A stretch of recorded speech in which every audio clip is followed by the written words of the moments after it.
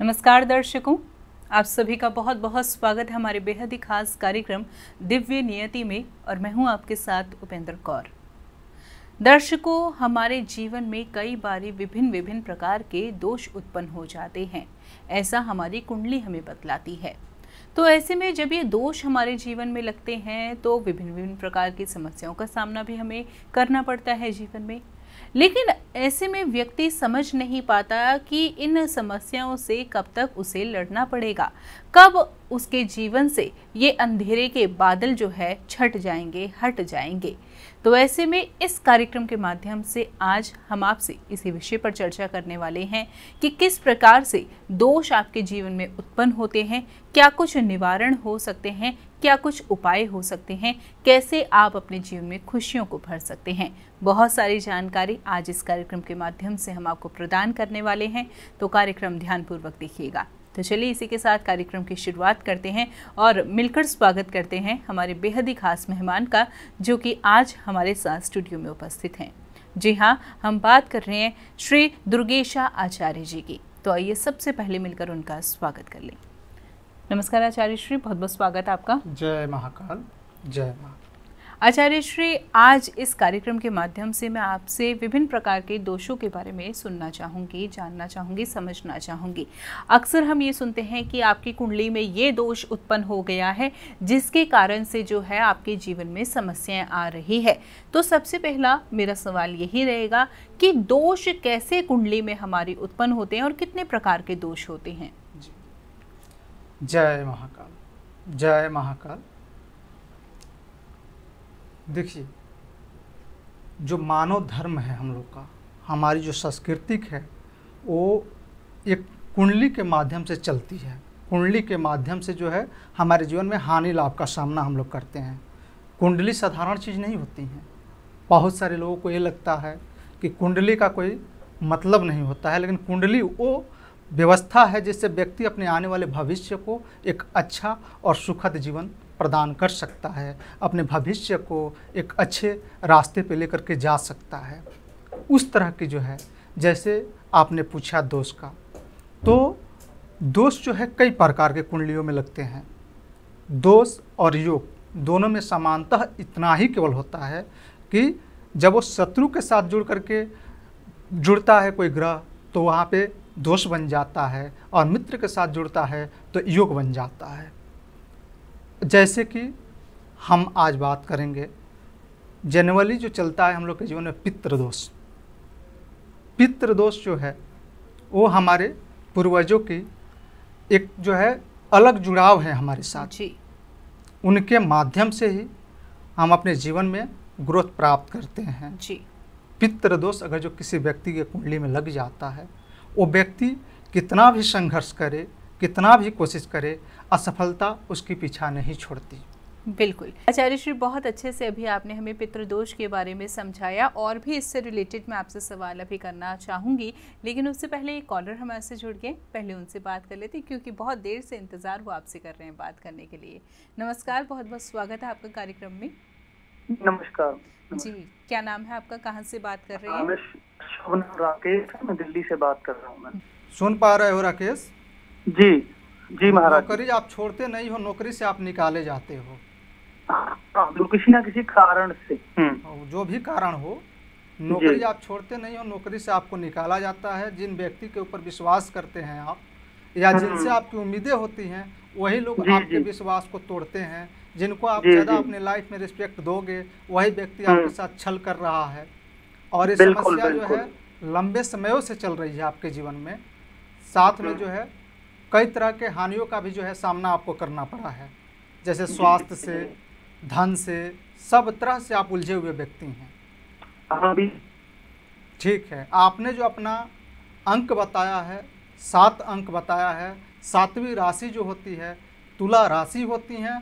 तुला राशि के स्वामी शुक्र होते हैं, और आपके नाम से भी आपका तुला राशि बन रहा है, और उसके स्वामी शुक्र हैं, जो कि वर्तमान में वृषभ राशि में गोचर कर रहे हैं। आपका मनोकामना पूर्ण करेंगे। चलिए, अभी हमारा लाइव कार्यक्रम है, ठीक है। मैं फिर आपसे बात करूंगा, एक नियम मैं बता रहा हूं, उसको आप करें। जैसे कि आप जो है प्रत्येक शुक्रवार को माता रानी के मंदिर में लाल वस्त्र दान करें और एक घी का दीपक जलाएं अपने माता पिता के चरण कमलों का ध्यान करके। ठीक है। जय महाकाल, जय महाकाल, जय महाकाल। तो बिल्कुल राकेश जी, क्या कुछ आपको करने की आवश्यकता है ये अभी आपने आचार्य श्री से बहुत अच्छे से समझ लिया है, जान लिया है। बाकी यदि आप पर्सनल अपॉइंटमेंट लेना चाहते हैं, व्यक्तिगत रूप में मुलाकात करना चाहते हैं गुरुजी से, तो ऐसे में संस्थान के नंबर्स लगातार आपकी टीवी स्क्रीन पर दिखाए जा रहे हैं। आप इन नंबर्स पे कॉल कर अपनी पर्सनल अपॉइंटमेंट फिक्स करा सकते हैं। इसी तरीके से दर्शकों, यदि आपके मन में भी कोई सवाल है या जीवन में कोई भी समस्या है, तो ऐसे में आप भी हमारे साथ कार्यक्रम में जुड़ सकते हैं। और यदि आपकी कॉल अभी कार्यक्रम में नहीं लग पा रही किसी कारणवश, तो भी आपको घबराने की आवश्यकता नहीं है। आप कार्यक्रम के बाद भी हमारे साथ जुड़ सकते हैं, संस्थान से जुड़ सकते हैं। नंबर्स आप नोट डाउन करके भी रख सकते हैं। चलिए इसी के साथ कार्यक्रम में आगे बढ़ते हैं। यहाँ पर हम बात कर रहे थे जैसे विभिन्न प्रकार के दोषों की, तो आपने सबसे पहले जिक्र किया पितृदोष का। तो पितृदोष के बारे में मैं आपसे और जानना चाहूँगी कि ये किस तरीके की समस्याओं को उत्पन्न करता है। देखिए, जिस व्यक्ति के जीवन में पितृदोष की युक्ति हो जाती है, वो व्यक्ति जो है पैतृक संपत्ति का हानि करता है। जिस क्षेत्र में वो अपना मार्ग बनाता है, उस क्षेत्र में एक लक्ष्य तक जा कर के वहाँ पे वो असफल हो जाता है। इस तरह की जो है प्रभाव पितरों के साथ चलती है। और पितृ दोष ये नहीं है कि केवल पूर्वजों की वजह से लगती है। हमारे जीवन में पितृदोष लगने का कई कारण हो जाता है। जैसे हमारे परिवार में किसी की मृत्यु हो और उसका जो है अंतिम संस्कार जो होता है वो परितः विधि विधान से न किया जाए तो भी जो है दिक्कत होती है।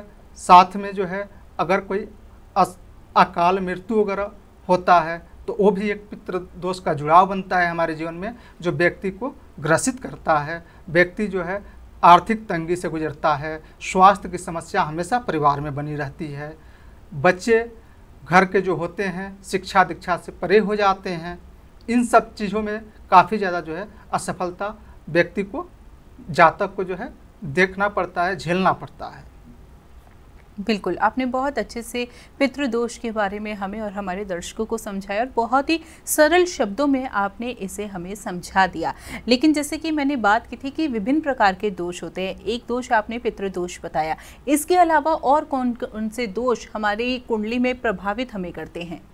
देखिए, इसके अलावा मैंने जैसे पहले भी आपको बोला, कई तरह के दोष होते हैं। जैसे किसी के कुंडली में आपको कालसर्प दोष दिखाई देगा, किसी के कुंडली में मंगल महादोष दिखाई देगा, किसी के कुंडली में अंगारक योग होता है जो कि विपरीत अवस्था में जब जुड़ते हैं मंगल और राहु तो अंगारक दोष के रूप ले लेते हैं। गुरु चंडाल दोष होता है। कई तरह की जो है योग जो है जब शत्रुओं के साथ जुड़ता है तो दोष के रूप में जो है आ जाता है, और मित्र के साथ जुड़ता है तो योग के रूप में आता है, जो समय रहित हमारे जीवन में फलित होता है और हमें उसका सुख सुविधा लाभ प्राप्त होता है। बिल्कुल, और भी जानकारी मैं आपसे इस विषय पर प्राप्त करना चाहूँगी, लेकिन उससे पहले एक कॉलर हमारे साथ जुड़ गए हैं, वो आपसे बात करना चाहते हैं, उनसे बात कर लेते हैं पहले।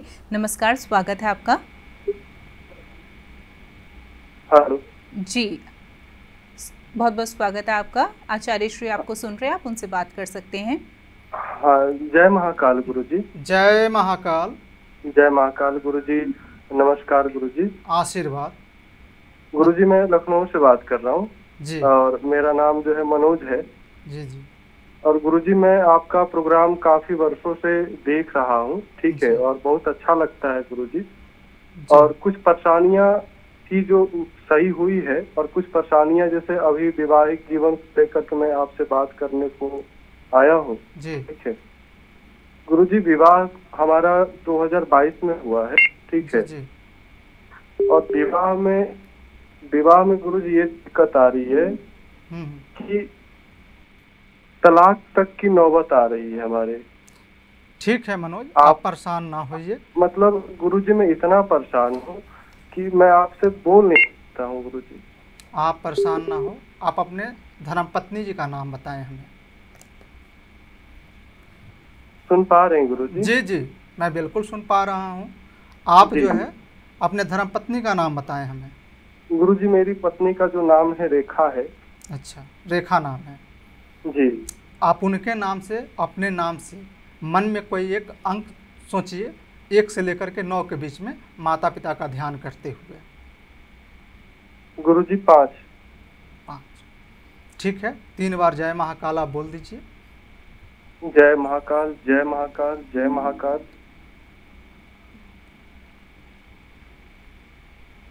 ये समस्या तो आपके जीवन में 2022 के नवंबर से ही शुरू हो गया था मनोज। जी गुरुजी। और 2022 के नवंबर से इस समस्याओं से आप जूझ रहे हैं। आप अभी तक जो है किसी से सलाह नहीं ले पाए, भाग दौड़ की स्थिति बनी हुई है। पत्नी बिल्कुल आपकी विपरीत स्थिति में है, आपकी बातों को बिल्कुल नहीं सुनती होंगी। अपने जो है मायके साइड में जो है ज़्यादा उनका लगाव रहता होगा। और आज जो है ये स्थिति बन गया कि आप रिश्ते को समेटने में लगे हैं और वो रिश्ते को बिखरने में लगी हुई हैं। गुरुजी मैं नहीं चाहता हूँ अलगाव हो जाए, ठीक है, लेकिन वो मतलब चाह रही हैं कि मतलब मेरे साथ ना रहें। ठीक है, आप मनोज परेशान ना हो। अभी तो समय अवधि थोड़ा कम है। नीचे दिए हुए हमारे नंबर पे आप हमें टेलीफोन कर सकते हो। वर्तमान में मैं आपको एक नियम बता रहा हूँ, संभव हो तो उसको ज़रूर कीजिए। महाकाल कृपा प्राप्त होगी, आशीर्वाद बना रहेगा। ठीक है गुरुजी। आपको जो है एक सफ़ेद पेपर लेना है जिस पे 7 बार अपना नाम लिखेंगे और ठीक उसके सामने 7 बार अपने धर्मपत्नी का नाम लिखेंगे। स्वास्तिक बनाएंगे हल्दी से उस पर, और उसमें जो है एक गुलाब का फूल, 1 रुपये का एक सिक्का ले लीजिएगा और 11 दाने चावल का, उसको पुड़िया बना करके आपको अपने तकिया के नीचे दबा देना है। और ज़्यादा से ज़्यादा जो है माता लक्ष्मी का पूजन करें आप। क्या कुछ आपको करने की आवश्यकता है, ये आपने बहुत अच्छे से समझ लिया है, जान लिया है। यदि फिर भी कोई मन में प्रश्न है तो ऐसे में संस्थान के नंबर्स लगातार आपकी टीवी स्क्रीन पर दिखाए जा रहे हैं। आप इन नंबर्स पे कभी भी कांटेक्ट कर सकते हैं। इसी के साथ साथ दर्शकों, यदि आप भी हमारे साथ जुड़ना चाहते हैं कार्यक्रम में तो बिल्कुल आप जुड़ सकते हैं। और किसी कारणवश आपकी कॉल अभी नहीं लग पाती तो कार्यक्रम के बाद भी आप हमारे संस्थान से जुड़ सकते हैं। और वो लोग जो गुरुजी से पर्सनल अपॉइंटमेंट लेना चाहते हैं तो ऐसे में आपके पास 2 विकल्प है। पहला, जिसमें आप कॉल अपॉइंटमेंट ले सकते हैं, और सेकंड, जिसमें आप व्यक्तिगत रूप में मुलाकात करके अपनी समस्याओं को साझा कर सकते हैं। तो अधिक जानकारी के लिए संस्थान के नंबर्स आपको दिखाए जा रहे हैं, आप इन पे कांटेक्ट कर सकते हैं। चलिए इसी के साथ कार्यक्रम में आगे बढ़ते हैं। जैसे कि आज हम विभिन्न प्रकार के दोषों के बारे में आपसे जानकारी प्राप्त कर रहे हैं। आपने कई प्रकार के दोष अभी हमें बताए कि क्या क्या दोष हमारे जीवन में लग सकते हैं, लेकिन एक सवाल मन में आया। आपने हमें बताया कि जब हमारे ग्रह किसी शत्रु ग्रह के पास जाके बैठ जाते हैं तो ऐसे में वो दोष बन जाते हैं, और मित्र ग्रह के पास जाके बैठ जाते हैं तो योग बन जाते हैं। लेकिन सवाल मैं ये करना चाहूँगी कि अक्सर हम ये सुनते हैं कि हमारे कर्मों का भी हमारे जीवन पर बहुत प्रभाव रहता है। तो क्या ऐसा भी हो सकता है कि यदि हमारे कर्म अच्छे नहीं है तो ऐसे में भी कुछ दोष उत्पन्न हो जाए? देखिए, बात करें हम कर्म की, बहुत अच्छा प्रश्न आपने किया। और रामचरितमानस में बात भी आती है कि कर्म प्रधान विश्व करी राखा, जो जस करहि तस फल चखा। लेकिन कर्म से जुड़ाव जो होता है ना, वो हमारे ग्रहों के माध्यम से होता है। आपने बहुत सुंदर जो प्रश्न किया है कर्म का। एक बात बताइए, कर्म तो सब व्यक्ति करते हैं। एक ही क्षेत्र में आपने देखा होगा सैकड़ों लोग जो है कर्म कर रहे हैं, तो सैकड़ों में से जो है 10 ही लोग क्यों फेल्यूर हो जा रहे हैं, या 10 ही लोग जो है क्यों आगे बढ़ जा रहे हैं, 90 लोग क्यों पीछे छूट जा रहे हैं? तो कर्म गलत नहीं होता है मानव का, केवल उसको करने का तरीका गलत होता है। और उससे हमारे जीवन में दोष का जुड़ाव नहीं होता है। दोष जो होता है हमारे जीवन में, वो हमारे जब ब्रह्मा के द्वारा एक कुंडली प्राप्त होती है हमारे जन्म के समय, उसी दौरान हमारे कुंडली में जो है इसका उदय होता है। अब उसका अवस्था होता है, प्रभाव होता है व्यक्ति के जीवन में। जैसे मानो कि एक छोटा सा बच्चा हो, तो छोटा सा बच्चा को अगर जो भूख लगेगा तो भोजन नहीं मांगेगा आपसे, रो करके आपको इशारा दे सकता है। लेकिन अगर जो कोई बड़ा व्यक्ति हो, वो तो आसानी से आपसे भोजन मांग सकता है कि नहीं?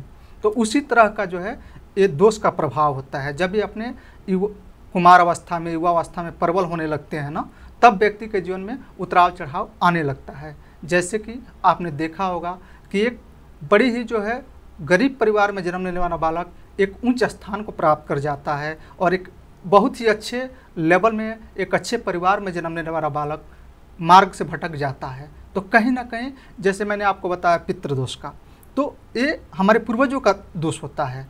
बहुत अच्छे से आपने समझाया कि पितृदोष जो होता है वो हमारे पूर्वजों के कारण जो है जीवन में उत्पन्न होता है। लेकिन आपने जब पितृदोष का आप पहले एक्सप्लेन कर रहे थे तो उसमें आपने ये भी बताया कि ज़रूरी नहीं कि पूर्वजों के कारण ही हो, अन्य कारण भी बन सकते हैं। तो वो अन्य कारण मैं आपसे जानना चाहूँगी। बिल्कुल, अन्य कारण मैं आपको बता रहा हूँ। जैसे सर्प को भी जो है पितरों का प्रतीक माना जाता है। तो मानिए कि बहुत सारे लोग होते हैं कि उनको सर्प दिख जाता है, उसको मार देते हैं, तो एक दोष तो वहाँ पे हमारे साथ पितृदोष का जुड़ जाता है। दूसरा क्या होता है, जैसे मानिए कि हमारे, जैसे मैंने पहले आपको बताया कि पूर्वज जो है उनको अगर जो हम अपमान कर देते हैं, अपमान के कुछ समय बाद होता है मृत्यु अगर जो हो जाती है तो भी एक पितृ दोष का जो है कारण बन जाता है। इसके अलावा हमारे आसपास कोई पीपल वृक्ष हो, नीम वृक्ष हो या बरगद का वृक्ष हो, अगर जो उसको भी जो है हम अपने सनातन संस्कृति में रहने वाले लोग काटते हैं तो उनको भी पितरों का ही प्रतीक माना गया है। जैसे इसमें आगे चल करके भी जो है मैं आपको जो उपचार होता है क्या बताया जाता है कि आपको पीपल की पूजा करनी चाहिए, बरगद की पूजा करनी चाहिए। तो इस तरह का प्रभाव हमारे जीवन में पितृ दोष का रूप लेता है। ये जरूरी नहीं है कि आपके पूर्वजों का जो है प्रभाव आपके जीवन पे चलेगा। बहुत अच्छे से, बहुत सुंदर से आपने इस बारे में हमें जानकारी प्रदान की है। अब हमारे साथ एक और कॉलर जुड़ गए हैं जो कि आपसे बात करने के लिए बहुत देर से इंतज़ार कर रहे हैं, उनसे बात कर लेते हैं। नमस्कार, बहुत बहुत स्वागत है आपका। नमस्कार जी, आचार्य श्री आपको सुन रहे हैं, आप उनसे बात कर सकती हैं। मुझे पूछना है ना कि मतलब मेरे करियर में आगे क्या होगा, करियर से रिलेटेड पूछना है जी। जय महाकाल। जय महाकाल। क्या शुभ नाम है बेटी आपका? मेरा नाम मोनिका है। मोनिका, मोनिका क्या समस्या बन रही है आपके करियर में? मतलब अभी मेरा स्टार्ट हुआ है करियर, तो आगे कैसा रहेगा मुझे यही जानना है। मोनिका, 1 से लेकर के 9 के बीच में कोई एक अंक आप हमको बता दीजिए। 6। और अपने माता पिता का ध्यान करें और 3 बार जय महाकाल बोलें। जय महाकाल, जय महाकाल, जय महाकाल।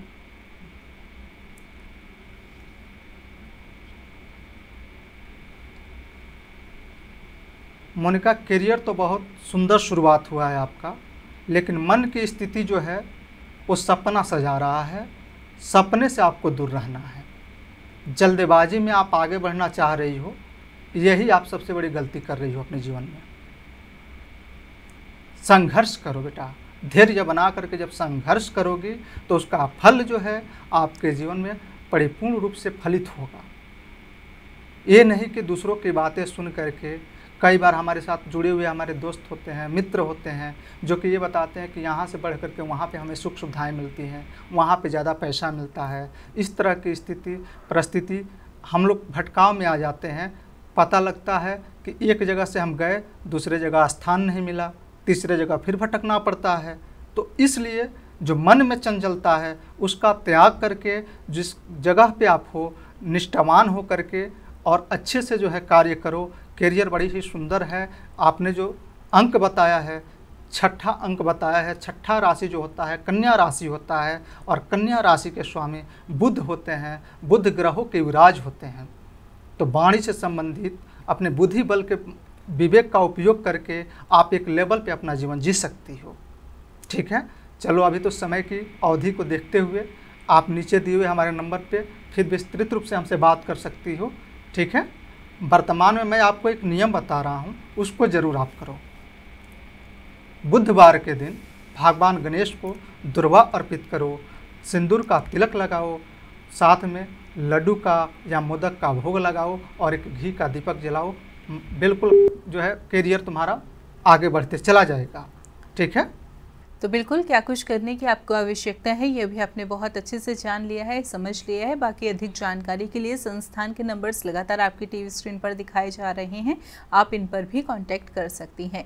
इसी के साथ साथ दर्शकों, यदि आप आचार्य श्री से पर्सनल अपॉइंटमेंट लेना चाहते हैं, यानी कि व्यक्तिगत रूप में मुलाकात कर अपनी समस्याओं को साझा करना चाहते हैं, तो यह भी संभव है। इसके लिए बस आपको अपने लिए पर्सनल अपॉइंटमेंट फिक्स करानी होगी। फिक्स कराने के लिए अपॉइंटमेंट आपको इन्हीं नंबर्स पे कांटेक्ट करना होगा, जो नंबर्स लगातार आपकी टीवी स्क्रीन पर दिखाए जा रहे हैं। चलिए इसी के साथ कार्यक्रम में आगे बढ़ते हैं। यहाँ पर आचार्य श्री, मेरा आपसे सवाल है कि जैसे कि आप पितृदोष के बारे में अभी हमें बता रहे थे, मान लीजिए यदि व्यक्ति के जीवन में पितृदोष लग गया है तो किस किस समस्याओं का उसे सामना करना पड़ सकता है कि इससे उस व्यक्ति को ये मालूम हो जाए कि जीवन में मेरे पितृदोष लगे। क्योंकि हम लोग अनजान हैं, हम ये समझ नहीं पाते कि जो समस्या आ रही है वो किस कारण से आ रही है। तो वो कौन कौन सी समस्याएं उत्पन्न होती है पितृदोष से? पितृदोष का प्रथम लक्षण ये होता है कि अगर आप अपने दरवाजे पे कोई पशु पालते हैं या फिर जो है जैसे आप कुत्ते वगैरह पालते हैं तो प्रथम मृत्यु उसकी होती है। अगर जो आपके घर में पशु का मृत्यु हो रहा है या आप कोई पालतू जानवर रखे हैं उसका मृत्यु हो रहा है तो आपको समझ जाना चाहिए कि आपके जीवन पे, आपके परिवार पे पितृदोष का बहुत बड़ा प्रभाव चल रहा है, जिसके कारण जो है आपके जीवन में उथल पुथल मची हुई है। हमेशा जो है मेडिकल ट्रीटमेंट चलते रहता है परिवार में। व्यक्ति के जब पितृदोष का प्रभाव बढ़ता है तो परिवार का कोई ना कोई सदस्य बीमार रहने लगेगा, कुछ ना कुछ दिक्कत हमेशा बनी रहेगी। खास तौर पे जो घर के बुजुर्ग लोग होते हैं, जो वृद्धावस्था की तरफ है, उनका स्वास्थ्य जो है हमेशा जो है दवाओं के अकॉर्डिंग ही चलता है। बहुत सुंदर से आपने बताया है कि क्या कुछ लक्षण हो सकते हैं जिससे एक आम इंसान ये समझ सकता है कि उसके जीवन में जो समस्याएं आ रही है वो पितृदोष के कारण आ रही है। अब यहाँ पर मैं बात करना चाहूँगी निवारण की, कि जब समस्याएं हमें चारों ओर से घेर लेती है ना, तो हम चाहते हैं कि कैसे इस समस्या से अब बचा जाए, क्या कुछ किया जाए। तो ऐसे में यदि पितृदोष की ही हम बात करें तो क्या कुछ विशेष उपाय हम अपना सकते हैं जिससे इसे दोष से हमें निजात प्राप्त हो जाए? बिल्कुल। सबसे बड़ी चीज़ क्या होती है कि परिवार में सुख शांति का मुख्य कारण हमारे पितृ होते हैं। जैसे पितरों का विधि विधान से अंतिम संस्कार करें, संभव हो तो एकादशी, चतुर्दशी, अमावस्या को पितरों का तर्पण करें, त्रिपिंडी श्राद्ध करें, ब्राह्मणों को भोजन कराएं, द्रव्य दान करें, मतलब जो आपसे संभव हो ये चीज़ करें। इससे आपके पितृ प्रसन्न होंगे और पितृ जब आपके प्रसन्न होंगे, आपके जीवन में पितृदोष का प्रभाव जो है वो हमेशा युग की तरह रहेगा और आपके जीवन में हमेशा सुख शांति बना रहेगा। बिल्कुल, बहुत अच्छे से आपने हमें समझाया, बहुत अचूक उपाय भी अभी आपने हमें हमारे दर्शकों को प्रदान किए। देखिए दर्शकों, बहुत ही विशेष जानकारी आज इस कार्यक्रम के माध्यम से आपको प्रदान की जा रही है, तो कार्यक्रम बहुत ही ध्यानपूर्वक देखिएगा। और यदि आपके जीवन में भी कोई समस्या चल रही है जो नाना प्रकार के यत्न करने के बाद भी आपके जीवन से दूर जाने का नाम ही नहीं ले रही है, तो एक बारी आप हमारे कार्यक्रम से जुड़कर देखिए। हो सकता है इस कार्यक्रम से जुड़ने पर आपकी समस्याओं का निदान आपको मिल जाए और आपके जीवन में फिर से खुशहाली वापस आ जाए। तो यदि आप अपनी कुंडली का आंकलन आचार्य श्री से करवाना चाहते हैं तो ऐसे में आप इन नंबर्स पे कांटेक्ट कर सकते हैं, जो नंबर्स लगातार आपकी टीवी स्क्रीन पर दिखाए जा रहे हैं। चलिए इसी के साथ एक कॉलर हमारे साथ और जुड़ गए हैं, उनसे बात कर लेते हैं। नमस्कार, बहुत बहुत स्वागत है आपका। नमस्कार जी नमस्कार, आचार्य श्री आपको सुन रहे हैं, आप उनसे बात कर सकती हैं। जय महाकाल। नमस्ते। आशीर्वाद बेटा। बोलिए, शुभ नाम बेटा आपका? मेरा नाम तेजस्वी है पंडित जी। तेजस्वी? हाँ जी पंडित जी। बताइए क्या समस्या आ रही है बेटा जीवन में? पंडित जी, मेरा पढ़ाई में मन नहीं लगता है, मैं क्या करूं? मेरे भी एग्जाम पास आ रहे हैं। जी जी, आप जो है 1 से लेकर के 9 के बीच में एक अंक अपने मन में सोचो, जो आपको सुंदर लगे वो नंबर मुझे बता दो। 7। ठीक है, आप जो है 3 बार जय महाकाल बोल दो और अपने माता पिता का ध्यान करो। जय महाकाल, जय महाकाल।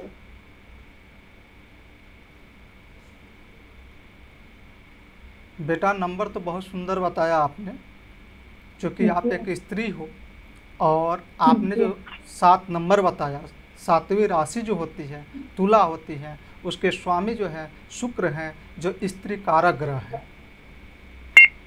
ये समय जो बना हुआ है बहुत सुंदर बना हुआ है, योग संयोग बन रहा है। पढ़ाई के क्षेत्र में मन का भटकाव है, क्योंकि आपके जीवन पे चंद्र पीड़ित है। चंद्रमा जो है मन का कारक होता है। जब वो पीड़ित होता है तो व्यक्ति को भटकाता है।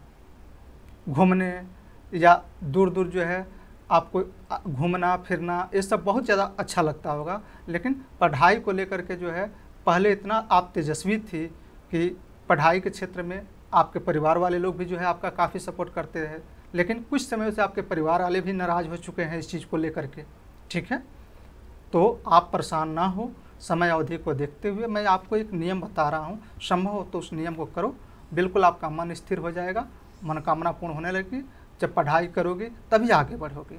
आप प्रत्येक सोमवार को जो एक पात्र में जल लीजिए, उसमें 1 चम्मच सफ़ेद चंदन, 1 चम्मच हल्दी और दूध मिला करके भगवान शिव का अभिषेक करें, ओम नमः शिवाय का जाप करें और साथ में एक घी का दीप प्रज्वलित कर दें।